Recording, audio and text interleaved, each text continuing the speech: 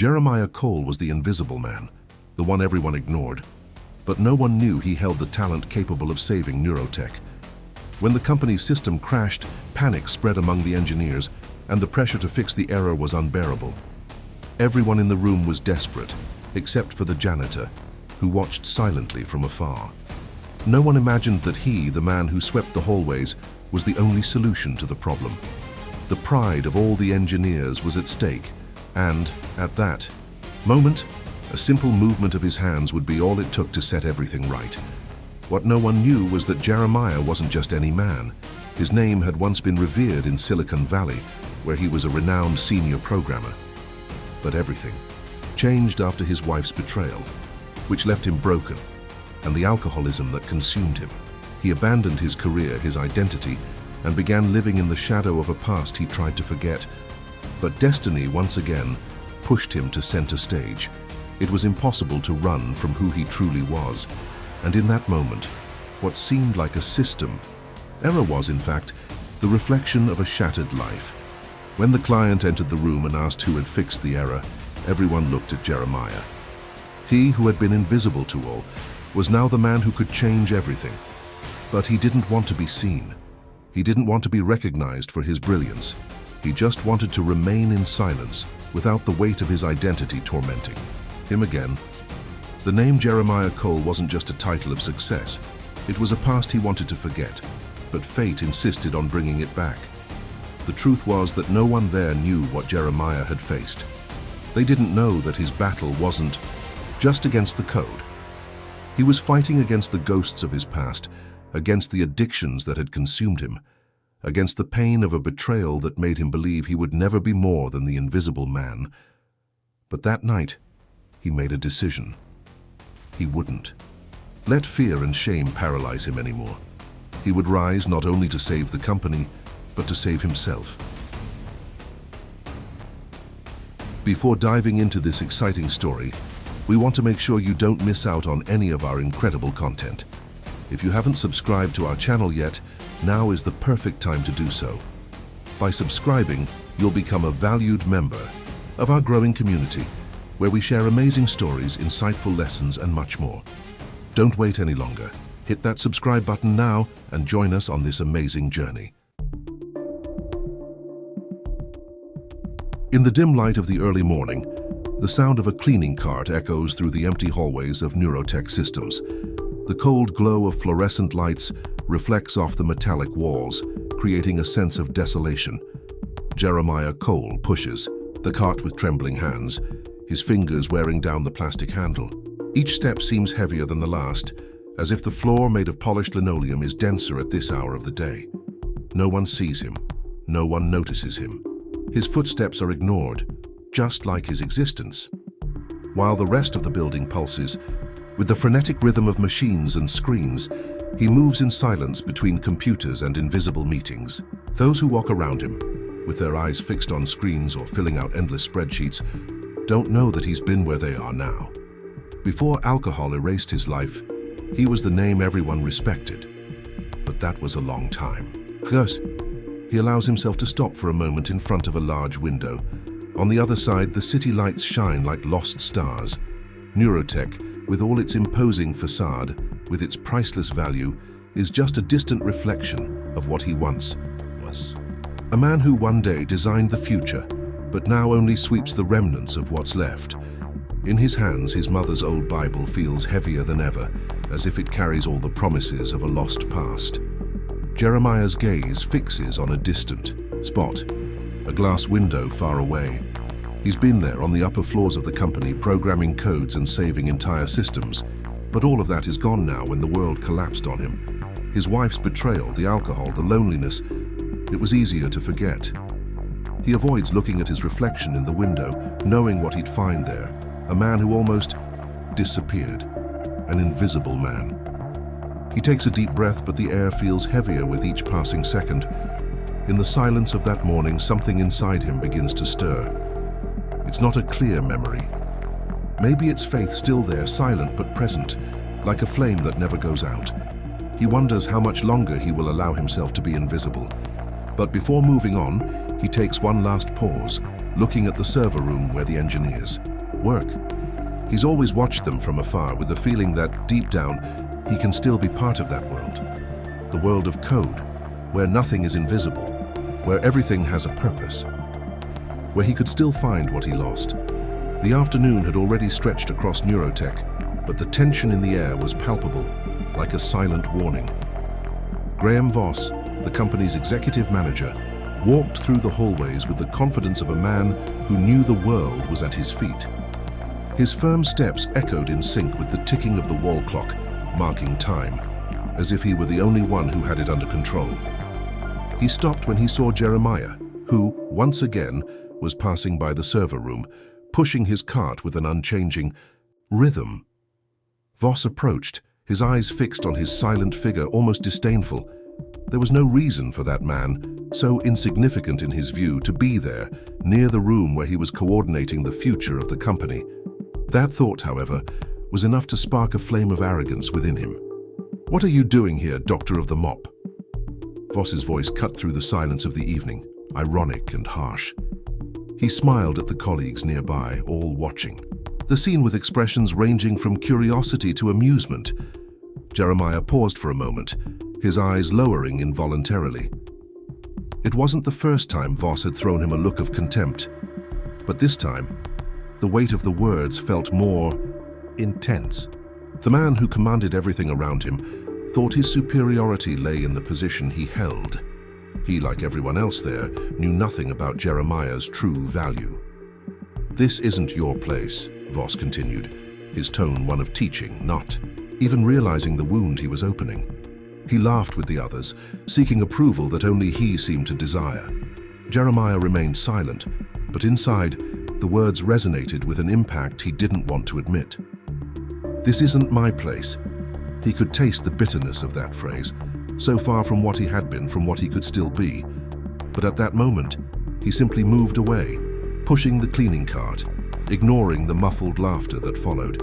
Behind him, the server room where the company's greatest secrets were kept seemed even more distant now. The coldness of the computers, with their codes and algorithms, felt more impenetrable than ever. To Voss, it was all just a matter of status, of who was on top. But to Jeremiah, those codes were still a reflection of his own value, which he tried so hard to hide. As the cart moved away, the sound of Voss's footsteps echoed in his mind. He knew he was invisible, but there was something more there, something he could no longer deny. Voss's pride wasn't just a defense against others. It was an armor against anyone who, in some way, threatened to expose his vulnerability. He, like everyone, was just human, but Jeremiah still had something Voss couldn't see. Something invisible, but still very real. The night slowly descended upon Neurotech, and the hallways were empty, except for the fluorescent lights that illuminated the metallic surfaces with an unyielding coldness. Inside the server room, engineers ran back and forth, struggling against a persistent bug in the code for the new app. The pressure was palpable. The deadline was running out, and the client, a government giant, was eagerly awaiting the software's launch. With each second lost, the tension grew, threatening to consume everyone there. Jeremiah, from his position in the adjacent room, observed quietly, as always, his gaze fixed on the nearest computer screen. He could see the bug, the flaw in the code, like a scar on the screen that needed to be addressed.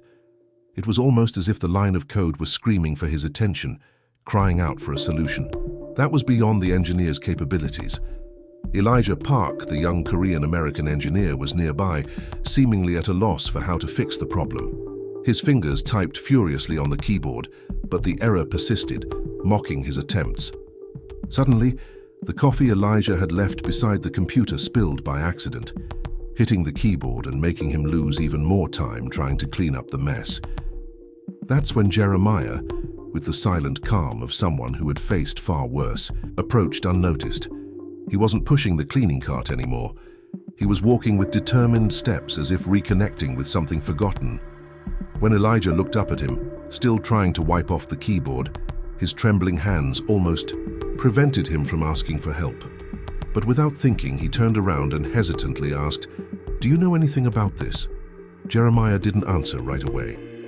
He looked at the screen, narrowing his eyes. There was something there.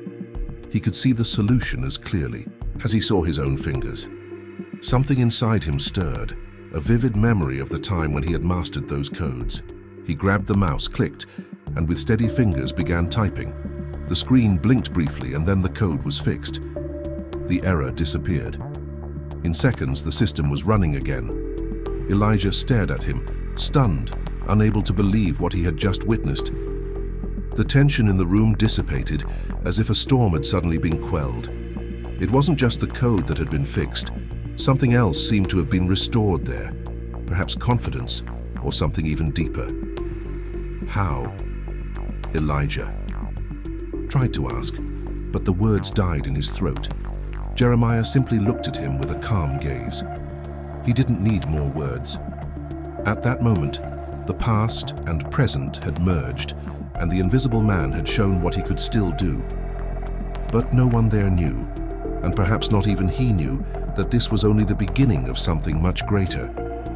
What he did that night wouldn't be remembered, wouldn't be celebrated. But to him, it was the first step toward redemption.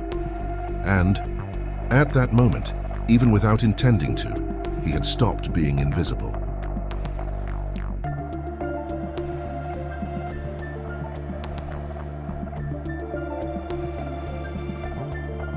The silence at Neurotech was broken only by the sound of keys being pressed with nervousness. The team was in panic. The presentation was approaching, and the app's system was still far from ready. However, no one knew what had happened behind the scenes. No one knew that the error, the massive error that had threatened to destroy the entire project, had been fixed by a man who, to everyone, was nothing more than an invisible janitor. Elijah Park sat at his station, still trying to process what he had witnessed. He looked at the screen, now flawless, and turned to Voss, who was focused, oblivious to what was happening outside the server room. But Elijah knew he had seen something extraordinary. A man who had been forgotten, carrying the weight of a past that no one else saw, but who, in a moment of pure need, stood up to be more than anyone expected. Elijah approached Voss hesitantly. He knew something had changed. He knew that if anyone discovered the truth, everything could change. But before he could speak, Voss interrupted him with a sharp glance.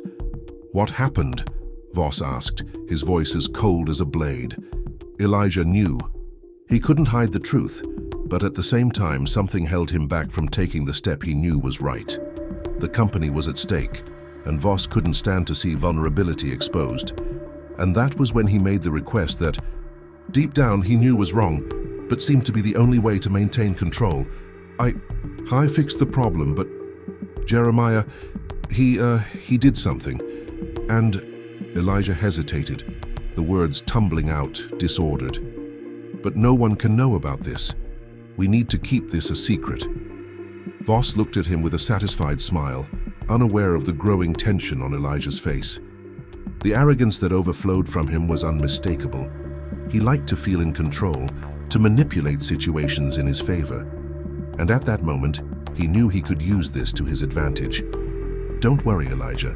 No janitor can interfere with the project. This is just a mistake. Let's keep this between us. I don't want anyone else to know this happened. This must remain silent." The silence between them was heavy, as if the air around them had become thicker.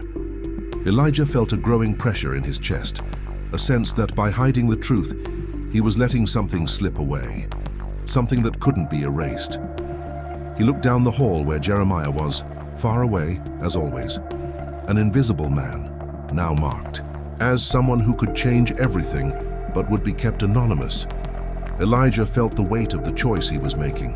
He knew he was betraying the very principle of honesty that had always guided him, but he felt powerless in the face of the reality of how the system worked. Jeremiah would never know he had made a difference. No one would ever know. And deep down, he knew that this was eating away at something inside him.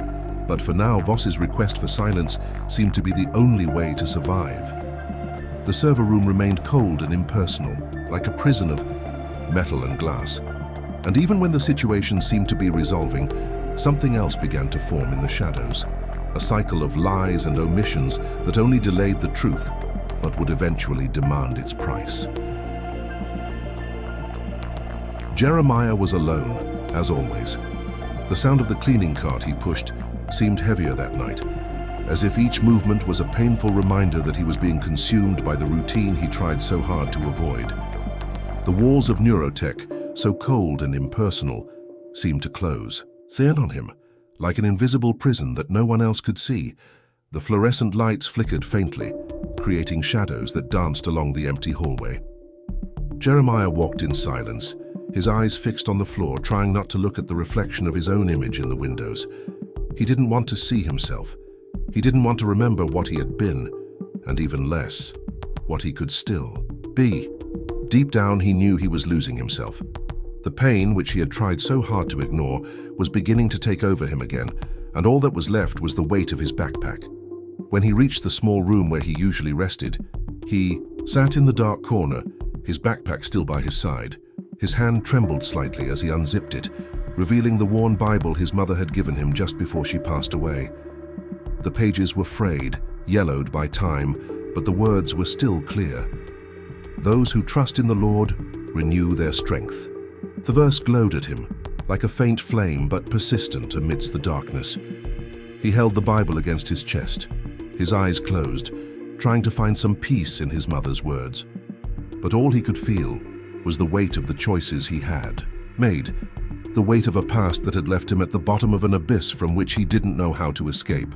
The alcohol, the betrayal, the abandonment of his career, all of that had eaten him alive from the inside, and he didn't know how to fight it anymore. But then, in a moment of deep silence, he felt something stir. It was subtle, almost imperceptible. A lightness, a sense that there was still something inside of him, something that hadn't been completely lost. The words of the Bible weren't just a reminder of what he had once been. They were a reminder of what he could still be. The faith which he thought he had lost was there, quiet, waiting to be found again. He took a deep breath, the air entering and leaving his lungs like a relief he didn't know he needed. He didn't know what the future held, but he knew he couldn't continue living in limbo. He could no longer be the invisible man who distances himself from everything, running from his own past. It was time to make a choice. With the Bible in his hands, Jeremiah stood slowly, his eyes turning toward the window on the other side of the room. Outside, Seattle was silent, the city lights flickering in the distance, like a reflection of what was still to come. He didn't know what awaited him, but one thing was clear: he could no longer hide. That night in that dark room, something within Jeremiah was being renewed. The invisible man was beginning to disappear, and in his place was something much stronger: the courage to begin again. It was the night before the big presentation to the client, and the air at Neurotech was filled with a tension that seemed almost palpable. The clock on the wall ticked incessantly, reminding everyone that time was running out. Outside, the rain began to fall, thick and steady, tapping against the conference room windows, as if the world outside was in tune with the internal chaos consuming everyone inside. Jeremiah was on his shift as always, but tonight wouldn't be like all the others. He could feel it in the air. Something was about to happen.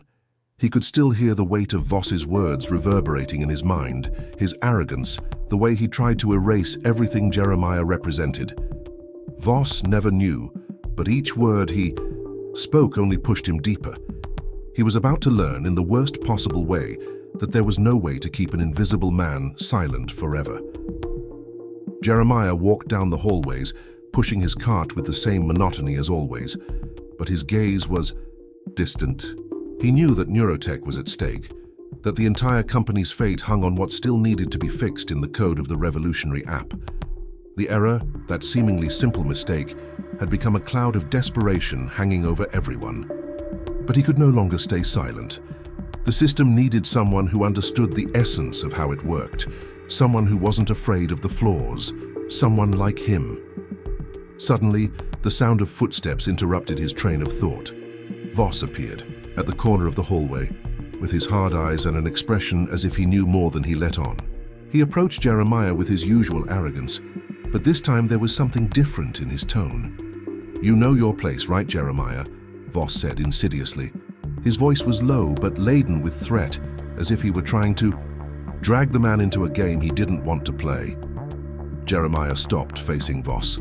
The silence between them was thick, but Voss's presence, with his false confidence and disguised superiority, felt more like pressure than a true threat.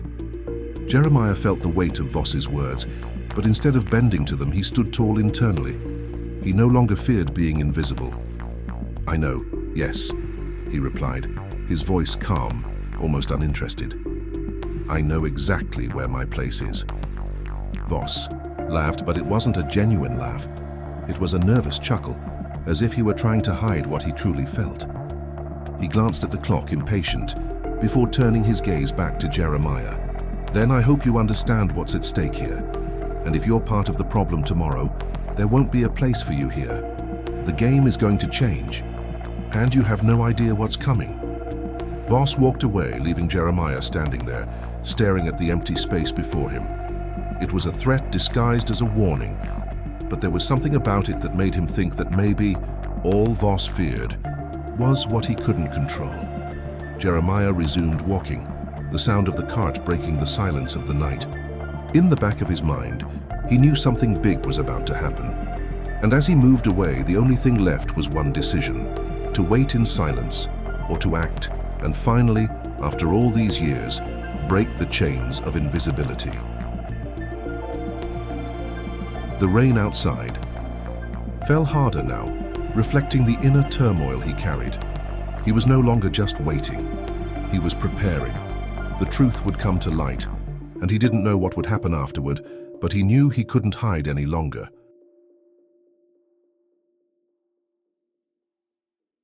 The big day had arrived. The presentation to the client was about to begin, and the tension at Neurotech was almost unbearable. The engineers, now all aligned, were trying to hide the panic on their faces, their eyes darting from side to side, searching for a solution to the problem with the code. The clock ticked with an almost cruel precision. For them, it was now or never. Jeremiah, as always, was in the shadows, watching from afar, his cleaning cart moving slowly through the hallways, a solitary and constant rhythm. But inside him, something had changed. He knew that what was happening in that moment wasn't just another system failure. It was a reflection of something bigger, something he knew how to fix but no one else could see. In the conference room where the government client was waiting, the pressure was at its peak. The engineers, visibly agitated, tried to maintain control as the presentation screen flickered, showing the system error. The silence between those present was almost deafening. Everyone knew that any failure here would be fatal. The government representatives weren't there to hear excuses. They were there to see results. Panic began to take over the room. Eyes met in desperation as the keys were pressed frantically, but nothing seemed to work. The bug in the system showed no mercy. Every attempt to fix it only seemed to worsen the situation. The error was spreading like an oil stain that couldn't be contained. Voss, standing by the team, watched everything with his cold, calculating eyes. He tried to maintain the facade of confidence, but his face betrayed the growing anxiety. He knew that failure here would be the end. But for him, the greatest fear wasn't the failure itself. It was what that would mean for his own image of superiority. Then, in the midst of the chaos, Elijah, wide-eyed, turned to Voss, his voice trembling. "There's only one person who can fix this." Silence fell for a moment, heavy and tense. Voss looked at Elijah, confused and surprised. He knew who Elijah was referring to, but he didn't want to believe it. The last thing he wanted was to see Jeremiah, the janitor, back at the center of attention. But there, at that moment, he had no choice. Voss looked at the other engineers, who were clearly unsettled. They too knew the truth, but no one dared to say it out loud. Yet the system didn't offer any other alternative. It was a race against time, and the only hope was that invisible man. With a brusque gesture, Voss indicated that Elijah should go after Jeremiah. But Voss's pride was still present, and he couldn't avoid the disdain. "Tell him he better do it fast," Voss said, almost as if he were doing a favor, though his voice trembled with the fear disguised as anger. Elijah quickly moved away. His steps hurried, and Jeremiah, deep in his routine, continued his solitary tasks, immersed in what seemed to be his eternal reality. But with every step Elijah took, something inside him began to awaken again. He already knew what he had to do. As Elijah rushed to find Jeremiah, the conference room remained immersed in chaos. Time was running out, and everyone there could feel the weight of impending defeat. The only thing left was to hope that the impossible would happen. The silence in the conference room seemed to swallow all the sounds around it. The engineers were in panic, their faces drenched in sweat, their fingers trembling on the keys. Time continued to march relentlessly, and the system screen kept showing the error, unable to be solved. Each attempt felt like a mercy blow to the show project, and the tension among those present increased with each passing second. Elijah burst through the conference room door, his expression serious. He looked at Voss, who appeared on the brink of losing control, and without saying a word, gestured with his head for him to follow. Voss's eyes narrowed, but he had no other choice. He already knew what Elijah was going to do. Elijah quickly moved away, crossing the hallway, passing empty meeting rooms until he reached the place where Jeremiah was. He found him at his usual post, pushing the cleaning cart, as always, unnoticed. But there was something different in Jeremiah's eyes, something that made him appear more present, more alert. "Jeremiah," Elijah called, urgency in his voice. Jeremiah turned slowly, his eyes filled with an almost unsettling serenity. He already knew what Elijah was going to say, but didn't respond. He simply watched him, waiting. "The system is locked up. No one can fix it, but you know what to do." "Don't you?" Elijah said, the tension in his voice cutting through the air. Jeremiah looked at him, the silence between them stretching like an invisible line before he finally made a move. He didn't respond with words, but with a simple gesture. His hand reached for his backpack, which was leaning against the wall. He opened it, pulling out his mother's old Bible and holding it against his chest for a moment, as if reconnecting with something that had been lost long ago. With a deep sigh, he looked at Elijah. "Let's go." His voice was calm, almost as if he were ready for something much bigger than simply correcting a technical mistake. He walked toward the server room, his steps firm on the floor, as if facing something he had known for a long time. The atmosphere was even heavier with tension, the sound of keys being pressed frantically blending with the hum of the machines around. It was a scene of chaos, but he seemed unshakable. When he reached the computer, he paused for a moment. The screen before him was a reflection of what he was now, fragmented, incomplete, unable to connect. But he knew how to fix it. He knew that the error, just like him, had something more behind it, an hidden purpose, a way to restart everything. He took a deep breath, closed his eyes for a brief moment, and with now steady fingers, began to type. Factor. Other engineers watched wide-eyed. It was as if time had stopped in that instant. Each line of code typed seemed to lift the weight of the error that had dragged on for hours. The system, which had been stuck in an endless cycle, began to recover, each passing second bringing the app back to life. In a few moments, the error disappeared from the screen. The room was filled with total silence, and everyone's eyes turned to Jeremiah. He, however, didn't seek recognition. He wasn't looking for applause. He simply stood slowly, his expression serene, as if nothing that had happened there was more than expected. He already knew what he was capable of, and now more than ever he knew what he could still be. Voss entered the room, his face a mask of disdain mixed with something very close to fear. He tried to maintain his pose, but the fear was evident, in his eyes. He didn't want to admit that a man he had ignored, a man he had treated as invisible, had just saved what he cherished so much. "Who is he?" The client's voice rang out in the air, clear and relentless. The question hung in the air, filled with a weight no one there was prepared to answer. But the truth was simple. Jeremiah Cole, the invisible man, had resurfaced, and neurotech in some way would never be the same.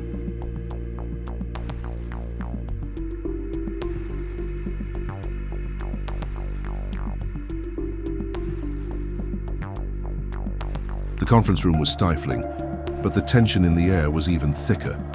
All eyes were on Jeremiah, but he didn't seem to notice. His presence, silent and discreet, was now an incandescent flame, challenging the room that tried to extinguish it. But he was calm, as if nothing that had happened in the last few days was enough to pull him from his inner silence. Voss, from his position, watched every move Jeremiah made with increasing distrust. He knew something was out of place.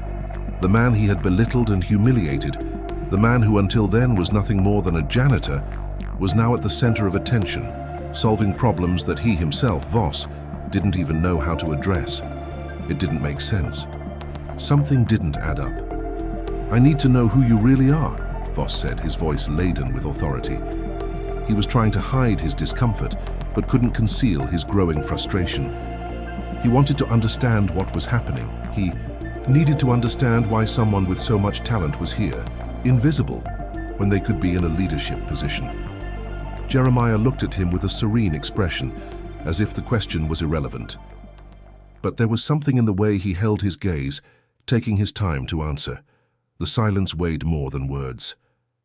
"My name is Marcus Allen," he finally replied calmly, but without looking directly at Voss. He knew it was a lie, but it was the lie he needed to tell, the lie that separated him from the man he once was. And more importantly, it was the lie that kept him safe, even if it was in an invisible prison. He knew that if he said his real name, the truth would surface, and he wasn't ready for that. Voss didn't seem convinced, but he didn't question him. Deep down, he wanted it to be true. He wanted to believe the simple story of a man who settled for a life without shine. But something inside him knew it was a facade, a smokescreen. The man before him wasn't here by accident. Intrigued and uncomfortable with the response, Voss decided to act. He didn't trust empty words, and Jeremiah's lies were becoming increasingly obvious. So he ordered them to investigate Jeremiah's documents. Everything that was needed was there, recorded in digital and printed files. A false name, but also a life buried under layers of lies. What Voss and the team discovered was a name he hadn't expected to hear. Jeremiah Cole. It wasn't just any name. He remembered that name well. A renowned senior programmer in Silicon Valley, someone who had been a bright star in the tech industry, a man who could alter the course of any project, who had been awarded for his contributions to cybersecurity. But like most stars, Jeremiah had faded. The documents revealed why he had disappeared from view. What started as a promising trajectory, filled with innovation and success, was interrupted by a devastating event: his divorce from his wife. Her betrayal, which left him alone with the weight of pain and failure, was the trigger. Feeling rejected and broken, he fell into a cycle of alcoholism that took him away from everything he once loved. His career, his accomplishments, everything was left behind, like a chapter in a story he didn't know how to finish. Now, more than ever, Voss saw what had happened. Jeremiah Cole wasn't just an ordinary man. He had been someone of great importance, someone who had abandoned everything due to pain and the weight of a crumbling life. Alcoholism, depression, the feeling of betrayal, all of that led him to an abyss he didn't know if he'd ever climb out of. Voss stared at the documents for a long time, his face impassive. He had imagined the worst, but what he found was more than he could bear. What he saw now was more than an invisible man he could control. It was a broken man, but with something inside him still intact, a flame of talent that no one else could extinguish.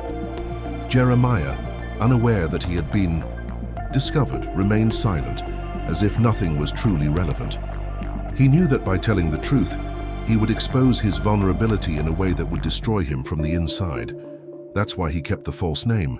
He kept the lie as a form of protection, as a shield that still defended him, though fragile. But what Voss didn't know, what no one there knew, was that Jeremiah's true battle was far from over. His fight wasn't against Neurotech, nor against Voss. It was against himself.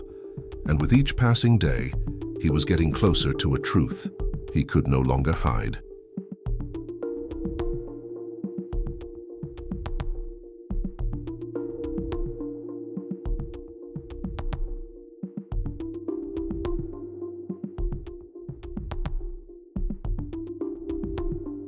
The soft morning light filled the Neurotech conference room, but there was something more.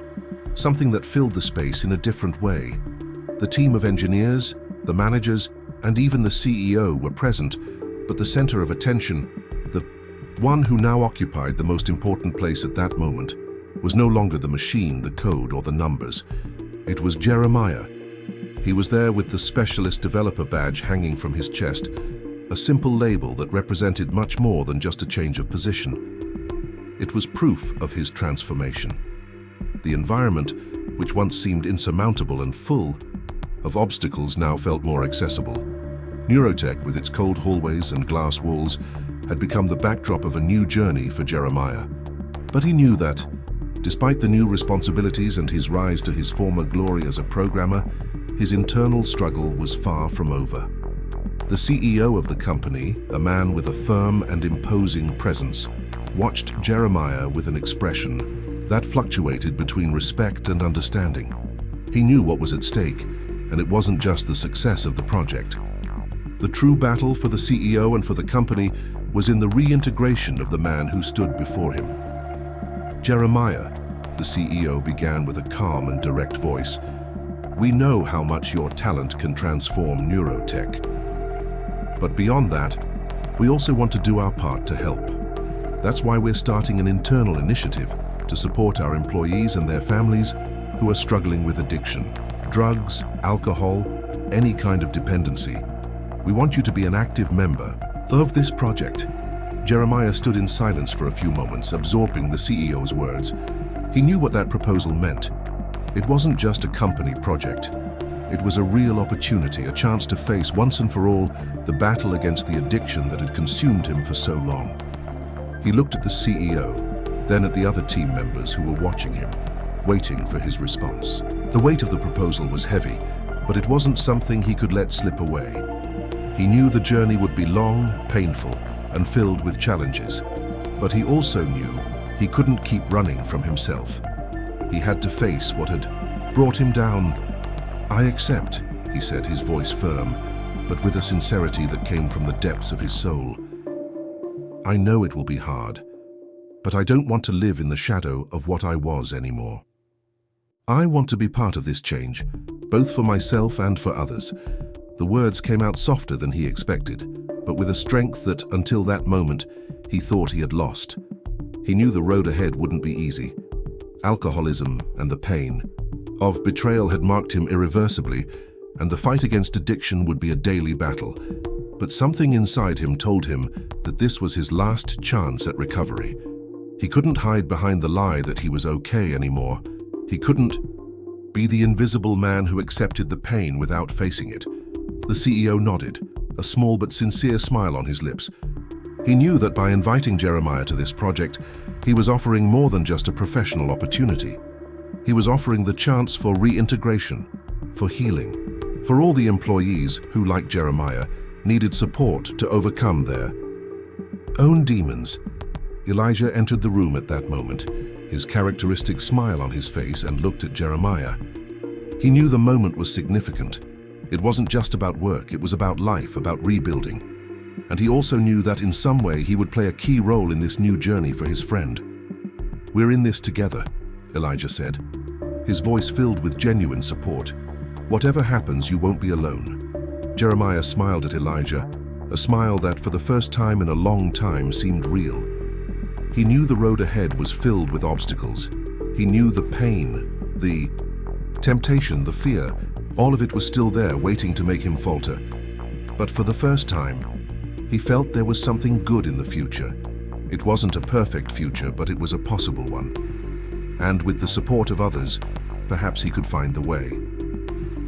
That morning, inside the Neurotech conference room, something had changed beyond his position. The rehabilitation project wasn't just an opportunity for others. It was his opportunity to face the scars of the past and begin again. He was ready for the battle. And this time, there would be no more running.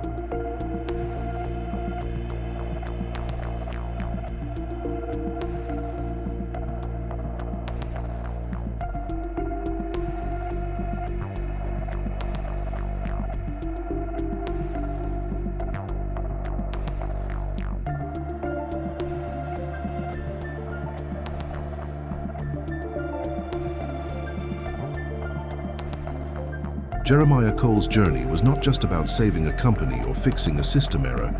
It was about redemption, about facing the pain of a past that had consumed him and rising, even if unsteady, to reclaim what he thought he had lost forever. He hadn't just fixed codes or solved technical problems. He was fixing himself, rebuilding the trust that had crumbled over the years. But Jeremiah's true victory wasn't in solving that system error, or even in being recognized for his talent. It was in the decision to face his own demons, day after day, and to choose the courage to take the first step. He knew that the battle against addiction and the ghosts of his past wouldn't be easy. But for the first time, he was ready to face them head-on, no longer as the invisible man, but as someone who knew what he was capable of when he allowed himself to believe in himself. And, like in all redemption stories, Jeremiah's transformation didn't happen overnight.